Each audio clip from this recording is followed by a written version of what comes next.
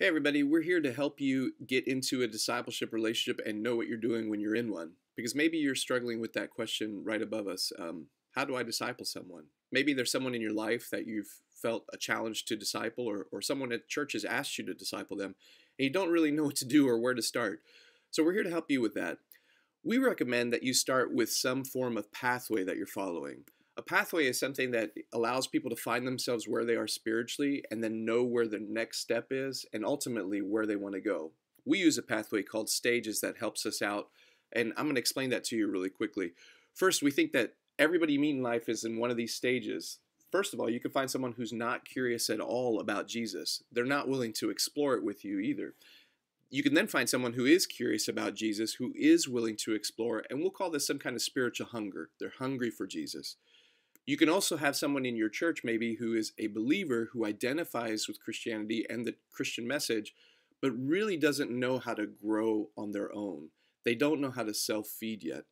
There's also people who identify as Christians who do know how to grow on their own. They do know how to grow spiritually and they are feeding themselves, but maybe their next step is that they don't know how to help others.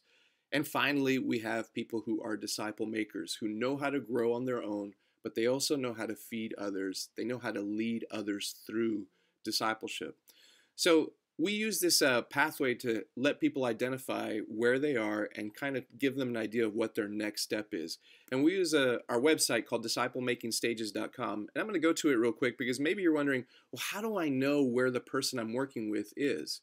Well, one of the options that you have is if we go to the site, you can use an online assessment that we have, or you could just explain it to them the way I just explained it to you. Let me show you the online assessment though. So it's at disciplemakingstages.com. And if you just scroll down, you'll start to see that here are all the different stages. And behind each one of these is some links to what you could do with each one of those stages. But first, let's start with our assessment. Let's go down there where it says Stages Assessment.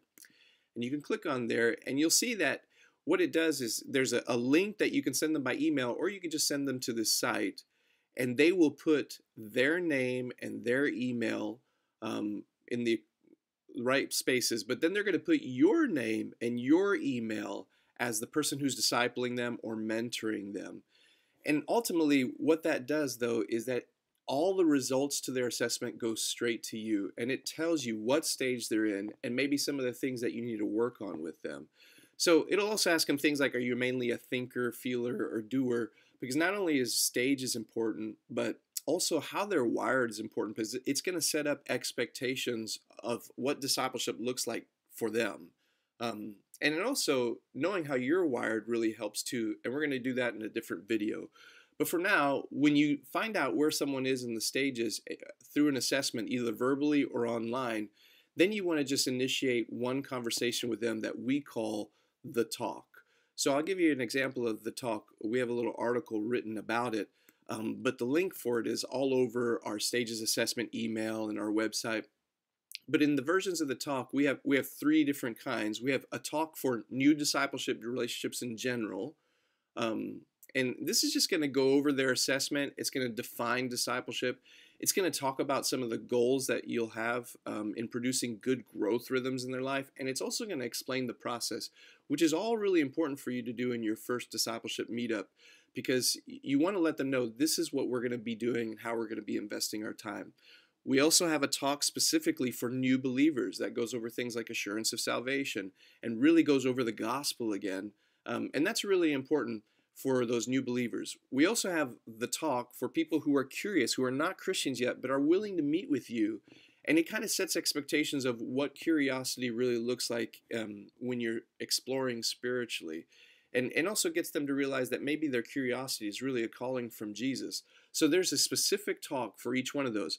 I'll show you what one looks like. The one in general just looks like this. It's a PDF that you just click and you print it and you read it together. And listen, so much of discipleship in our process is like that, that we just want to use simple tools that you can explore together. And you might think, well, it sounds too easy. Well, the truth is discipleship is a very tough process. It is a hard process. You have to invest a lot in this person's life. You have to invite them into your life. And so there's a level of discipleship that should be pretty simple. It should be something where you don't have to spend a lot of time preparing. We're going to use really biblical tools that are simple. And even though in your mind you might be thinking this might be too simple for them, you just have to trust that for a new person getting into discipleship, things can't be too simple. They might be too simple for where you are, but not for where they are. So we offer people a pathway. We give them a chance to assess, and then we have this initial conversation that explains expectations. That's how we suggest starting off your discipleship relationships. And then we'll have more videos telling you how to run those and what to do in those relationships once they get rolling. So all the things that we just talked about, you can find the links in the description of the video below. You can subscribe if you want to see new videos, and you can check it out for yourself.